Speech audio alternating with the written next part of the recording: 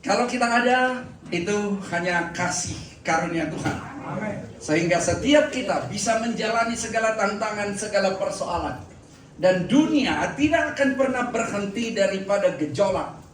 Selalu ada. Karena Tuhan tidak pernah berjanji bahwa langit selalu biru. Yang Dia janjikan adalah pelangi setelah hujan. Tepuk tangan untuk Allah kita yang dahsyat. Apapun yang ada, hidup kita harus senantiasa hidup yang menyembah Tuhan. Kita bisa mengerti, memuji Tuhan karena hal-hal yang Tuhan lakukan di dalam kehidupan kita.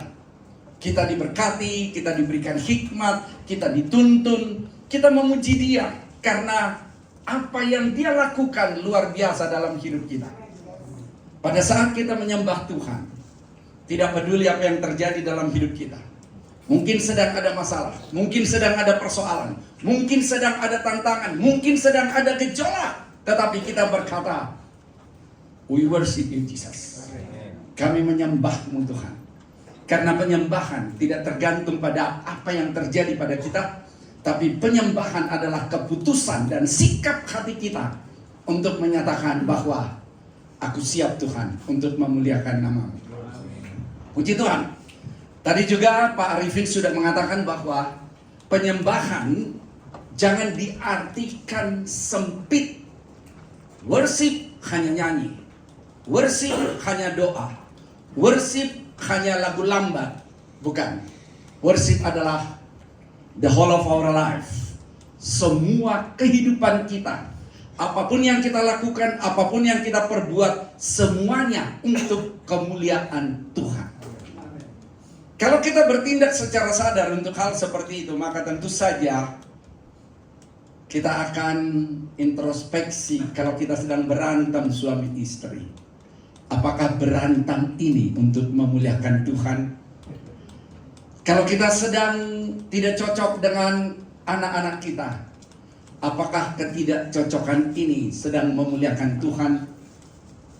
Kalau kita sedang studi, lalu dalam studi tersebut kita melakukan hal-hal yang tidak benar, apakah itu memuliakan Tuhan? Kalau kita sedang berbisnis, kalau kita sedang bekerja, kalau kita sedang melayani, apakah sedang memuliakan Tuhan?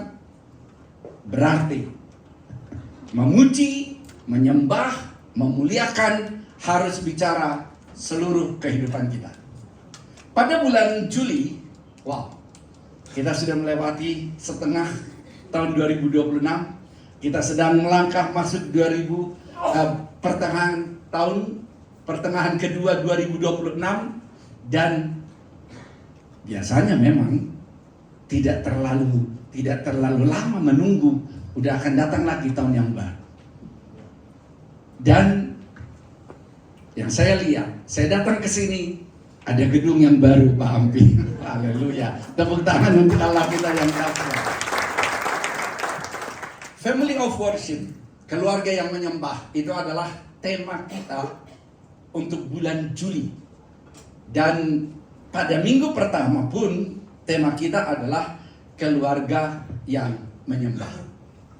Penyembahan adalah sesuatu yang sangat penting karena kita lihat bahwa keluarga pasti akan disibukkan oleh pekerjaan, disibukkan oleh aktivitas, disibukkan oleh kenyamanan, disibukkan oleh satu dan lain hal, sehingga ada kalanya orang lupa pusatnya adalah Kristus. Bisa dua orang sama-sama sibuk, tapi sikap hati yang berbeda. Satu sibuk tetap di dalam connect dengan Tuhan, tapi satu sibuk lupa dengan Tuhan. Kalau dikatakan bahwa Gen Z sekarang ini 3,5 jam atau lebih setiap hari menggunakan waktunya pada gadget untuk apa? Untuk sosmed, game, dan segala macam, ngegosip, TikTok, dan lain-lain. Tetapi apakah gadgetnya yang salah? Tentu bukan. Gadget bisa kita gunakan untuk berbagai hal. Gadget bisa kita gunakan untuk mendengar firman Tuhan. Di dalam gadget kita bisa dapatkan firman Tuhan. Gadget bisa kita gunakan untuk mempelajari hal-hal yang baru. Gadget bisa kita gunakan untuk banyak hal. Yang penting, jangan tergoda menyalahgunakan. Kami di dunia perguruan tinggi juga tantangan dengan gadget. Karena sekarang ini AI. Ada soal yang kita berikan, AI sudah bisa menjawab. Makanya saya katakan kepada rekan-rekan dosen, kalau bikin ujian jangan hanya tertulis, karena kalau hanya tertulis dan itu apalagi dikerjakan di luar kampus, dia tinggal buka aja AI dan dia bisa dapatkan jawabannya.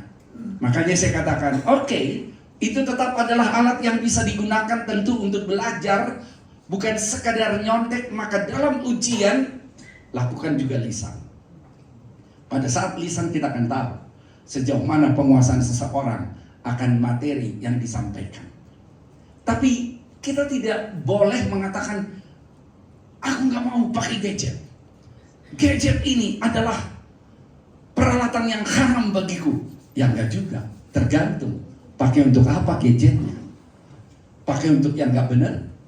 Atau kita pakai untuk menambah wawasan kita, termasuk dalam wawasan rohani. Jadi kita melihat bahwa sebetulnya yang penting pusatnya adalah Tuhan. Saya katakan bahwa keluarga yang kuat bukanlah keluarga yang bebas masalah. Kami pun punya masalah. Tetapi keluarga yang menjadikan Tuhan sebagai pusat kehidupan mereka, itulah keluarga yang kuat. Karena dalam segala persoalan tersebut, apakah kita mengambil keputusan di luar kehendak Tuhan? Tadi kita nyanyi, hidupku menggenapi firman-Mu. Berarti dunia harus melihat di mana kita ada sebagai firman Allah yang tertulis. Di mana kita ada sebagai contoh dalam melakukan hal-hal yang sesuai dengan kebenaran firman Tuhan. Di mana kita ada, kita sebagai orang yang selalu menyampaikan berkat bagi sesama. Mungkin kita tidak sebut ayatnya, tetapi mereka akan melihat berbeda. Makanya ini bicara seluruh aspek kehidupan. Penyembahan menjadi hal yang penting untuk dilakukan dalam sebuah keluarga, untuk memastikan setiap keluarga tetap terhubung dengan pribadi Allah. Menyatakan kerajaan Allah dan deklarasi iman dan pengharapan di dalam Kristus. Jadi orang yang menyembah pasti punya pengharapan. Saya sudah katakan persoalan bisa banyak. Ekonomi pun tidak selalu mulus. Orang dalam dunia usaha pun tidak semua dunia usaha tetap bisa stabil. Kadang-kadang bisa kita anjlok dalam usaha atau bisnis kita. Bisa terjadi. Kita melewati COVID beberapa tahun yang lalu. Di situ pun banyak usaha yang mengalami struggle. Tetapi apakah kita tetap fokus pada Tuhan? Saya masih ingat suatu ketika pada saat pertama kali saya mengambil keputusan untuk saya ikut di dalam pelayanan. Dan kemudian diminta untuk aktif juga di dalam penggembalaan. Sewaktu saya ikut, kami juga mengalami tantangan. Turun. Usaha yang kami lakukan, teman saya bilang, kamu sih ikut-ikutan di situ. Udahlah, tinggalin aja, kan gak harus ikut di situ. Oh, saya bilang, saya ikut kan bukan karena kemauan saya sendiri. Saya bergumul panjang untuk itu, dan saya dapat pernyataan clear dari Tuhan bahwa saya harus ikut, maka itu saya ambil. Itu keputusan saya. Jadi saya bilang sempat statement saya tidak akan tinggalkan itu. Mau tutup usaha yang saya lakukan, saya tidak akan meninggalkan apa yang saya lakukan untuk Tuhan. Saya percaya Tuhan membela saya bilang, tapi kalau toh itu nggak ada, saya akan tetap ikut dalam pelayanan. Kenapa? Karena bukan tergantung pada apa yang kita dapatkan, apa yang kita peroleh. Siapa yang nggak punya persoalan? Siapa yang nggak punya tantangan? Orang kuliah punya tantangan, bisa dibully. Orang jadi dokter punya tantangan, bisa dibully. Apapun yang dikerjakan, bisa dibully. Makanya kita harus tetap kuat dalam Tuhan. Kalau kita kuat dalam Tuhan, berarti Tuhan yang akan memampukan kita dalam segala hal. Makanya kita harus percaya diri bukan karena kita hebat. Kita percaya diri karena kita percaya Dia yang senantiasa menyertai kita. Bukan karena aku hebat nih, punya keterampilan, punya hikmat, segala macam, bukan. Worship dalam bahasa Ibrani disebutnya avodah. Artinya, sebetulnya avodah, pekerjaan, pelayanan, penyembahan, gabung. Jadi pekerjaan pun avodah, pelayanan pun avodah, penyembahan pun avodah. Konsep ini berakar dari kata abad yang bermakna menjadi hamba dan mengabdi. Makanya saya katakan tadi bahwa bisa tidak tampak perbedaan antara dua orang yang sibuk. Satu sibuk tidak pernah ingat Tuhan karena bagi dia goal harus tercapai, target harus terpenuhi. Tapi satu lagi sibuk, dia tahu punya tanggung jawab untuk mencapai goal dan target dalam pekerjaan, tapi dia tahu semuanya adalah untuk Tuhan. Di mana saya ada, orang harus melihat bahwa saya jadi berkat. Makanya suatu ketika di Komsel kerajaan kami, seorang datang kepada saya, dia bilang, "Pak Bob, saya akan keluar dari perusahaan yang sedang saya jalani sekarang." "Boleh," saya bilang, "pastikan kamu sudah bicara dengan Tuhan supaya dituntun." "Ya bukan itu, emang perusahaan ini," kata-kata dia si Braten, "brengsek, hanya memanfaatkan saya. Padahal saya bekerja di bidang sistem informasi. Saya akan rusak semua datanya, saya hancurkan semua datanya, lalu saya langsung keluar." Saya bilang, itu bukan keputusan sesuai dengan apa yang Tuhan mau. Kalau hidupmu memuliakan Tuhan, orang lain bisa seperti tadi, malah kamu bilang brengsek. Ingatlah, apapun yang kau perbuatlah seperti untuk Tuhan dan bukan untuk manusia. Kalau dia jahat, dia berurusan dengan Tuhan. Kalau kamu keluar, boleh-boleh saja. Dan pastikan Tuhan menuntunmu, sehingga akhirnya Tuhan menempatkan engkau di tempat yang tepat. Jadi, kalau kita lihat pekerjaan, pelayanan tidak terpisah-pisah. Hal ini menunjukkan bahwa seluruh pekerjaan atau profesi merupakan bentuk penyembahan kepada Tuhan.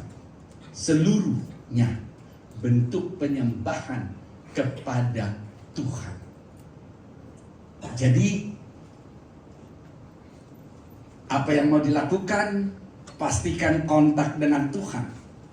Saya mau ngambil keputusan, saya minta tuntunan Tuhan. Saya mau bicara seminar, mau bicara di hadapan orang, saya minta tuntunan Tuhan. Tetap saya mohon Tuhan tolong supaya yang saya sampaikan boleh jadi berkat untuk bangsa ini, betapapun kecilnya. Jangan kita berpikir, bangsa, kalau bicara bangsa bukan aku, karena aku bukan siapa-siapa. Oh, satu orang pun berubah dengan apa yang kita lakukan, itu adalah bagian dari bangsa. Itu bukan hal yang kita bilang gak ada. Jadi, kalau keluarga biasa dilatih dengan hal seperti ini, maka Tuhan pun campur tangan untuk keluarga tersebut. Jangan dianggap langsung gak ada tantangan. Hamba-hamba Tuhan yang luar biasa pun kita tahu, anaknya ada yang pernah punya persoalan segala macam. Kemudian ada yang bertobatnya juga sesudah sudah mulai agak tua. Kita nggak pernah tahu. Tetapi apa yang kita lakukan sebagai orang tua harus menjadi teladan. Ada survei yang luar biasa di Amerika yang saya yakin bukan pertama kali kita tahu. Jonathan Edwards dengan Max Jukes. Ini adalah dua yang dianalisis. Max Jukes ini adalah keluarga yang tidak peduli dengan firman Tuhan, berantakan, tidak tahu akan kebenaran. Maka kita lihat, pembunuh, kriminal, prostitusi, itulah keturunannya. Tetapi Jonathan Edwards, 13 orang jadi rektor, 65 profesor, 75 military officer, dan 1 vice president. Itu berkat Tuhan. Tapi jangan sampai kita menuntut, aku sudah berdoa, aku sudah puasa, aku sudah melakukan sesuai dengan firman, aku sudah melayani, tapi kenapa anakku seperti itu? Gak usah pertanyakan. Lakukan yang baik, berikan contoh, arahkan mereka dan doakan mereka. Kita harus tetap punya iman. Saatnya akan tiba bahwa anak-anak kita tetap ada di dalam Tuhan. Amin. Dan kita tahu anak-anak juga bisa beda-beda loh. Berapa anak? 2, 3, 4, 5, 6. Beda-beda. Mungkin anak-anak yang relatif muda. Kok ada 6 Pak Bob bilang. Boleh nggak anak 6? Boleh kan? Saya 9 bersaudara. Jadi itu boleh aja. Dan orang berbeda-beda. Dan kalau kita lihat hal tersebut, hidup kita harus senantiasa memuji Tuhan, menyembah Tuhan, memuliakan Tuhan. Itu yang harus kita lakukan. Firman Tuhannya mana, Pak Bob? Yosua 24 ayat 1, 14 dan 15. Saya bacakan ayat 1. Kemudian Yosua mengumpulkan semua suku orang Israel di Sikem. Dipanggilnya para tua-tua orang Israel, para kepalanya, para hakimnya, dan para pengatur pasukannya. Lalu mereka berdiri di hadapan Allah. Dia kumpulkan semua orang Israel. Dalam Yosua 24 ini kita lihat kemudian ayat 14. Oleh sebab itu takutlah akan Tuhan dan beribadahlah kepadanya dengan tulus, ikhlas dan setia. Jauhkanlah Allah yang kepadanya nenek moyangmu telah beribadah di seberang sungai Efrat dan di Mesir, dan beribadahlah kepada Tuhan. Ayat 15. Tetapi jika kamu anggap tidak baik untuk beribadah kepada Tuhan, bukan maksudnya tidak baik beribadah kepada Tuhan, tapi karena dia lihat bahwa bangsa itu sudah mulai pelin-pelan, makanya dia panggil. Apakah menurut kamu tidak baik kepada Tuhan? Dan dia katakan, pilihlah pada hari ini kepada siapa kamu akan beribadah. Allah yang kepadanya nenek moyangmu beribadah di seberang sungai Efrat, yang masa lalu mereka penyembah berhala, atau Allah orang Amori yang negerinya kamu diami ini, atau Allahnya penduduk setempat ini sesuai dengan budayanya. Pilih, dia bilang. Lalu dia bilang, tetapi aku dan seisi rumahku kami akan beribadah kepada Tuhan. Di sini kita lihat dia menantang karena dia lihat sudah mulai nih bangsa ini kurang pas. Dia tunjukkan ada 3. Apakah Allah yang di seberang sungai Efrat yang tadi dia katakan nenek moyangmu, atau orang Amori yang sekarang ini kita sedang ada di tempat ini? Tetapi aku, dia bilang, Allah Adonai, pencipta langit dan bumi dan segala isinya, yang berkuasa. Dan kita lihat bahwa dalam hal ini Yosua dengan tegas mengambil keputusan bahwa ia dan seluruh keluarganya beribadah kepada Tuhan. Di situ ada pemuka-pemuka bangsa, di situ ada tokoh-tokoh bangsa, di situ ada semuanya. Tetapi dia tidak terpengaruh akan situasi itu. Dia katakan, aku dan seisi rumahku mengambil keputusan untuk beribadah kepada Tuhan. luar biasa. Dia tidak menunggu apa yang disampaikan oleh yang lain. Kadang-kadang ada banyak orang di sekitar kita yang berbeda dengan kita, lalu kita nggak berani ngambil keputusan. Banyak loh tantangan sekarang. Masa kamu percaya Yesus? Tuhanmu manusia ya? Dibilang. Dia nggak tahu. Bukan manusia yang jadi Tuhan. Tuhan yang jadi manusia. Keliru. Disinilah perlu kita dari awal mengerti siapa Tuhan yang kita sembah. Dunia sedang berusaha membentuk keluarga dengan berbagai nilai yang bertentangan dengan firman Tuhan. Jadi, ambil keputusan untuk menyembah Tuhan. Dunia berusaha itu supaya keluarga tidak menyembah Tuhan. Ngeri kalau di negara sana, negara maju, seorang dosen kenalin istrinya. Ini istri saya. Dan istrinya berkumis dan berjenggot. Gak boleh orang ketawa loh. Itu bisa dipenjarain. Kalau kita dari Indonesia pasti menahan di dalam. Mengerikan. Jadi harus kita tahu apa yang kita lakukan. Makanya seperti Yosua tadi, kita tahu bahwa penyembahan ibadah dimulai dengan pilihan yang tegas. Pilihan, choice. Life is a choice. Hidup ini adalah pilihan. Selalu kita akan memilih. Yosua 24 ayat 1, 14, 15 tadi ada satu ayat di dalamnya yang mengatakan, tetapi aku dan seisi rumahku kami akan beribadah kepada Tuhan. Biarlah itu menjadi keputusan kita. Dan seisi rumah akan beribadah kepada Tuhan. Dan kalau saya baca dari Ulangan 30 ayat 19 sampai 20a demikian. Aku memanggil langit dan bumi menjadi saksi terhadap kamu pada hari ini. Kepadamu ku perhadapkan kehidupan dan kematian, berkat dan kutuk. Pilihlah kehidupan supaya engkau hidup, baik engkau maupun keturunanmu. Pilih. Kalau kita membuat satu pilihan, kemudian ada konsekuensi. Konsekuensi yang harus kita jalani. You have freedom to choose. But you don't have freedom to choose the consequences of your choice. Kalau kita sudah memilih, konsekuensi ada. Tapi kita tidak bebas memilih konsekuensi. Aku pilih A tapi maunya hasilnya B, nggak bisa. Semua itu punya konsekuensi di dalam kehidupan ini. Tapi Tuhan pasti akan memberi kekuatan.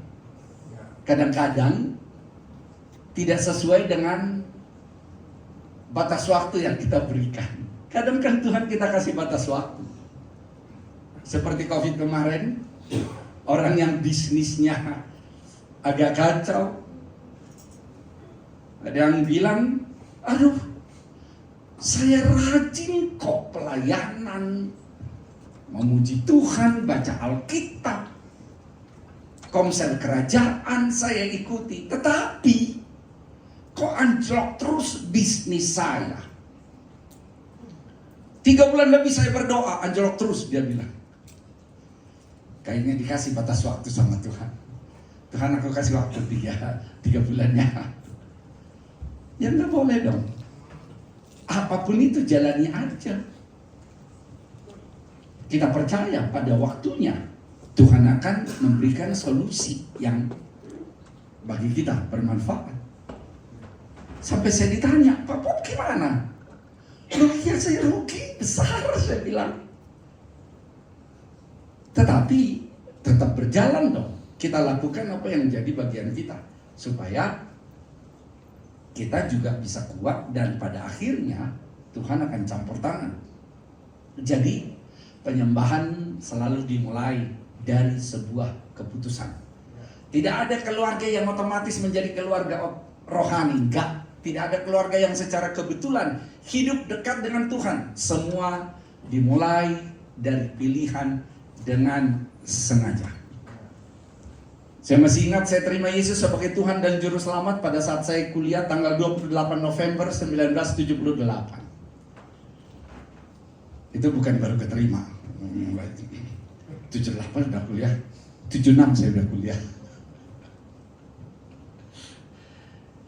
Dan keputusan tersebutlah yang membuat saya bisa dituntun untuk berjalan di jalan Tuhan.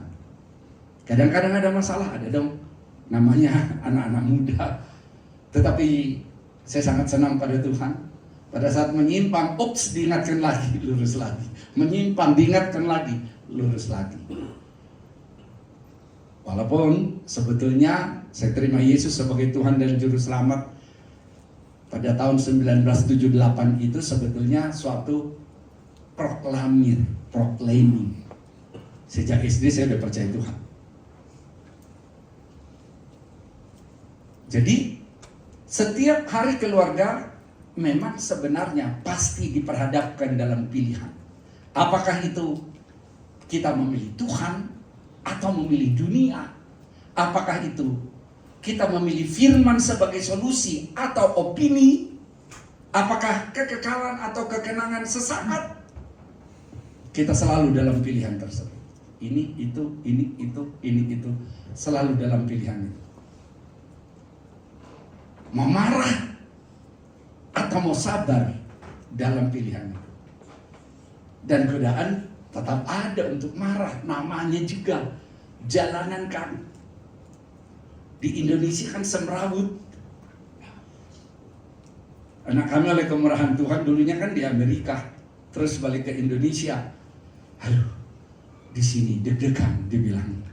Kalau di sana orang tahu di mana dia harus berjalan. Di sini kita udah kasih lampu sen ke kiri, kita muter, tiba-tiba belok dikit, motor dari kiri, set, lewat, kita yang kaget, dibilang. Ya, berlatihlah.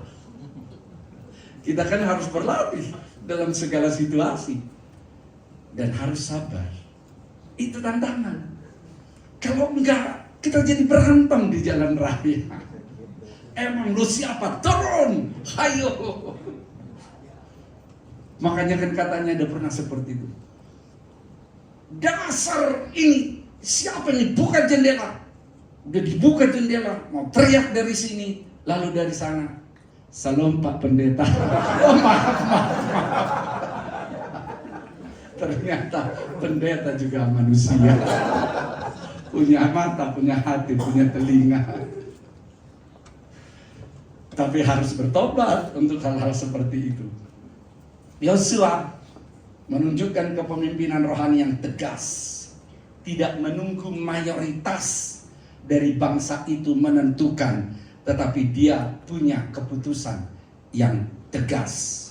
Dia tidak mau hanya tergantung pada lingkungan yang ada. Gengsi lingkungannya menantang. Sudah banyak yang maunya udahlah, nggak usah percaya Tuhan. Yang penting kita main gadget saja. Hati-hati untuk hal itu. Sebuah keluarga kita lihat kuat itu kalau dia memang ada di dalam Tuhan. Harus kembalikan kepada firman, kembalikan kepada apa kata Tuhan. Kalau enggak, suami bisa aja enggak beres. Istri saya juga bisa sakit hati ke saya. Walaupun enak ya, ada ayatnya. Udah malam nih. Kan firman, jangan sampai matahari terbenam sebelum amarahmu selesai. Cuman kadang-kadang kan ada yang usil manusia. Matahari berhenti, jangan terbenam, karena amarahku tidak akan selesai. Kan matahari bisa ditahan juga untuk tidak berputar kan. Jadi hal itu pasti memang akan terjadi dalam kehidupan. Kapal bukan karena kekuatan mesinnya sampai di tujuan. Mesinnya hebat, kemudian semua di dalamnya mewah, lalu sampai ke tujuan. Enggak, tergantung arahnya benar nggak? Lihat dong kompasnya. Sama keluarga, bukan karena uangnya banyak sih, jadi keluarga itu menyembah Tuhan. Enggak, bukan soal itu. Semua adalah keputusan. Keputusan bahwa kita mau ikut Tuhan, sembah Tuhan. Makanya selalu ambil keputusan, rumahku adalah milik Tuhan. Kalau itu kita ambil keputusan, pada saat ada tantangan, kita akan mendapat kekuatan. Hal-hal seperti itu perlu kita tahu supaya kita tetap berpusat kepada Kristus. Yang kedua, Kristus sebagai pusat penyembahan. Filipi 2 ayat 9 sampai 11. Saya ambil intinya di ayat 10. Supaya dalam nama Yesus bertekuk lutut segala yang ada di langit dan yang ada di atas bumi dan yang ada di bawah bumi, dan segala lidah mengaku Yesus Kristus adalah Tuhan. Itulah yang menyembah. Dan kalau kita semakin dekat dengan Tuhan, pasti berdampak terhadap anggota keluarga. Karena saya katakan, ibaratnya seperti roda. Kalau roda semakin dekat ke intinya, maka bannya itu satu sama lain, jari-jarinya kan makin dekat. Makanya kita harus berpusat pada Kristus. Kalau itu yang kita lakukan, sudah pasti suami mengasihi istri, istri menghormati suami, orang tua mendidik anak dengan kasih, anak menghormati orang tua. Dan Kristus harus menjadi fondasi, karena jikalau bukan Tuhan yang membangun rumah, sia-sialah semuanya usaha yang dilakukan orang. Sia-sia. Dan di atas semuanya itu tentu kita gunakan kasih. Semakin dekat kepada Kristus, semakin dekat kepada sesama anggota keluarga. Kenapa? Karena kita akan lebih kuat menahan sakit hati. Gak perlu sakitnya di sini, gak usah kayak begitu. Pandang Yesus. Nanti kita perjamuan kudus, dia disalib, dan Yesus tidak mengatakan sakitnya di sini, enggak. Yang Yesus katakan, Bapa, ampuni mereka, karena mereka tidak tahu apa yang mereka lakukan. Itulah yang harus menjadi sikap.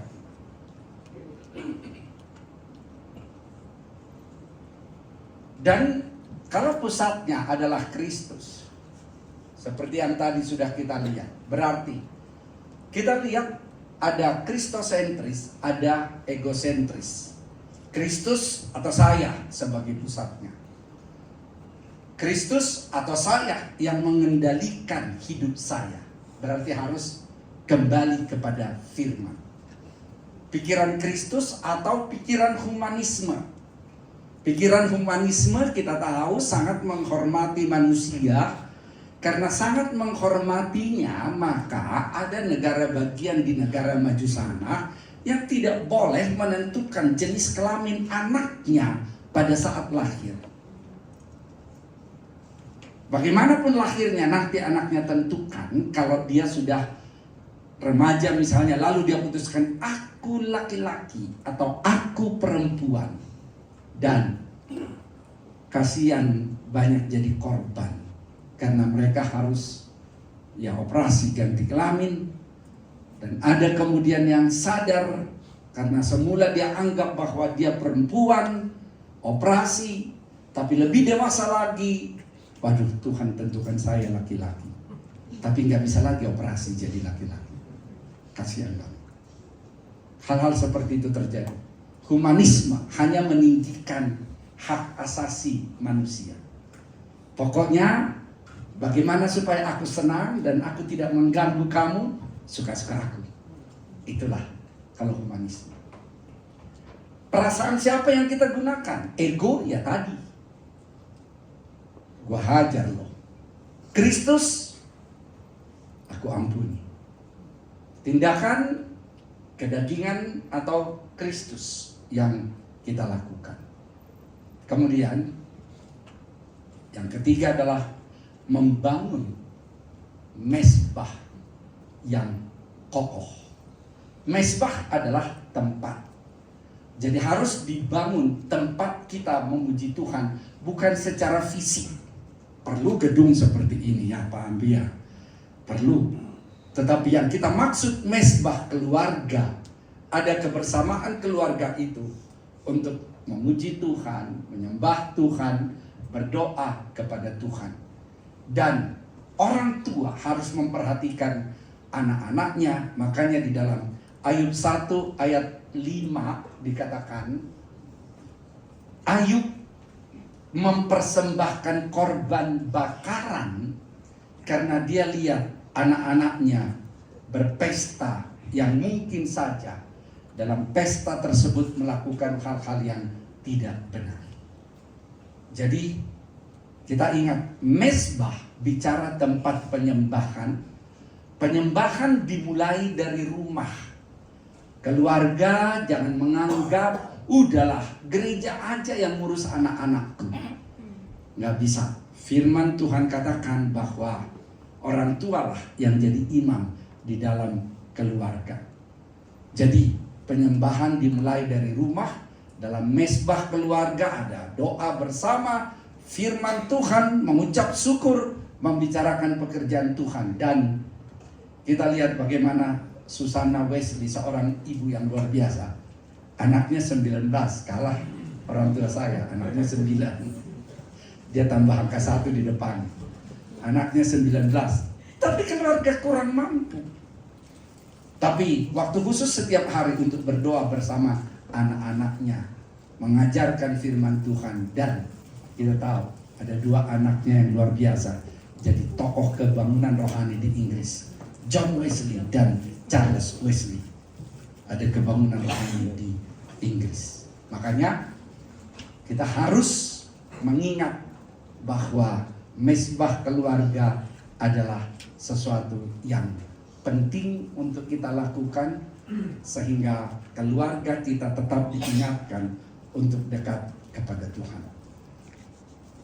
Juga Barna melakukan survei. Kita tahu Barna Institute yang banyak melakukan analisis statistik.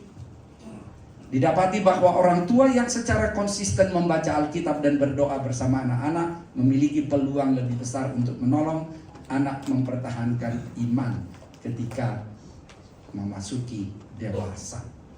Relevan dengan Jonathan Edwards dan Max Jukes yang tadi, pemuji boleh ke depan. Relevan dengan yang saya katakan di awal bahwa keturunan mereka yang takut akan Tuhan tetap masuk di dalam penyertaan Tuhan. Kita sudah melihat ada 3 hal dalam family of worship yang kita sama-sama dapatkan pada hari ini. Yang pertama, dimulai dengan pilihan yang tegas. Pilihan memang harus tegas. Tidak boleh pelin-pelan. Life is a choice. Kristus sebagai pusat penyembahan, bukan yang lain. Bukan uang, bukan bisnis, bukan gelar, bukan jabatan. Membangun mezbah keluarga yang kokoh, itu hal-hal yang harus kita lakukan. Jadi kalau kita lihat Allah kita luar biasa, Dia dahsyat dan ajaib. Dan saya percaya dengan kita berpusat pada Kristus, maka kekuatan akan Dia berikan kepada kita.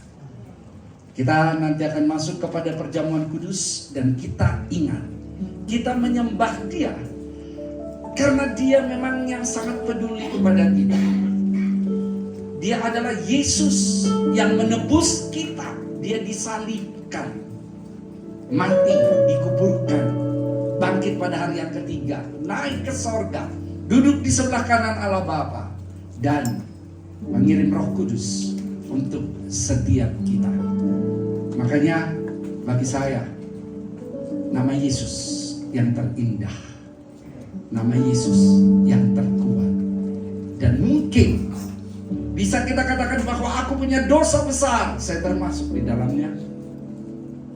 Tetapi kasih Kristus jauh lebih besar dari dosa kita. Makanya Dia punya wonderful name. Kita boleh bangkit berdiri.